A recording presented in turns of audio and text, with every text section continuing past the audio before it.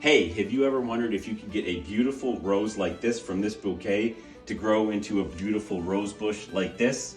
The answer is yes, and I'm going to show you how. Hi, this is Fun Farmer Dr. P, and this is a beautiful rose from actually my beautiful wife's birthday. And this rose right here, you may say, oh my gosh, can I get this thing to actually grow? And the answer is yes. Now, how does that happen? I'm actually gonna pull out one that might actually be better, and I'll show you why.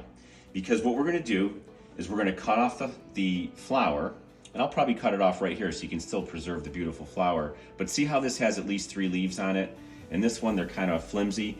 I don't think this one's as good to do it with. Now, I'm gonna show you something here after I put this back in here. This is an actual rose bush that I got to grow from a very similar rose that was this color right here, because I just trimmed, you can see where I cut this. I just trimmed this beautiful rose off of this rose bush that I got growing. And I'm gonna actually try to get this one to grow in here because I wanna propagate.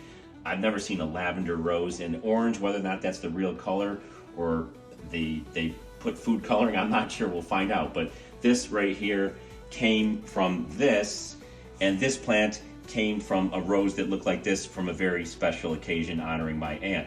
So this will keep her memory in place in her honor. And so I want to propagate that. But let me just show you how you do it on this.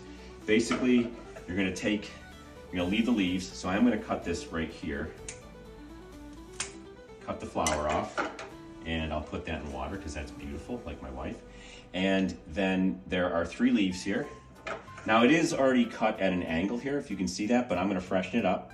So cut it at a nice angle. And then I'm going to snip it right up the middle here. Right up the middle like that. Just gives more surface area. I might even snip it a little bit more here, just to give a little more surface area. Slippery little bugger. Okay, now that's split this way and split up the middle. Now, before I put it into the soil, I'm gonna dip it into honey. Honey is a natural rooting agent. Why is that? Because it's antibacterial and antifungal. And when you put this into the soil, which I'm gonna put into this soil right here, and then I'm gonna water it, but that's basically it. You just put it in there, and that thing's gonna root. I'm gonna do the same thing with this one that I already pulled out of here. This has, this has enough leaves on it. I'm gonna do the same thing. I'm gonna take this little flower, cut it off. We'll put that flower back in water because that's still beautiful. I'm going to cut the angle right here.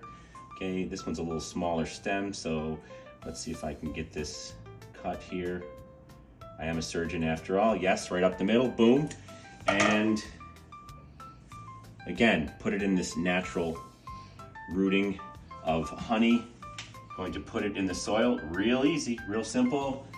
One final one, look at this one. This is just you can get it from a bouquet. You're over someone's house, you see a beautiful rose, you see a rose somewhere else. You can do it anywhere. This was from a rose outside, yellow. I think I only have 1 rose bush outside that's yellow. This is beautiful. And by the way, guess what this is? This is called a rose hip. So this one's not quite ripe enough. When they get bright orange or red, they're packed with vitamin C. They have anti-inflammatory, antioxidant properties, and you can make a tea from it. It's very anti-inflammatory, which is actually good for our joints, being knee repair, not knee replacement, or knee replacement free by 43. So same thing. I will just cut the end of that at an angle. I will cut it down the middle. I'm gonna cut that rose hip off of there too. So I'm gonna cut this doesn't have any leaves on it. I'm gonna cut the flower off. We'll preserve that flower. I'm going to dip it in honey. Once again, put it over here. And we will see which one of these grows. I'm also gonna take, this is something you can do. You have a little coffee, a little extra coffee in the bottom of your glass. You put a little water in it. It has a lot of nitrogen, good fertilizer, and we'll just water these. Now it is gonna take probably at least 6 weeks to 3 months to see if these actually grow. So we'll be back but you can get beautiful roses to grow from a bouquet. Enjoy.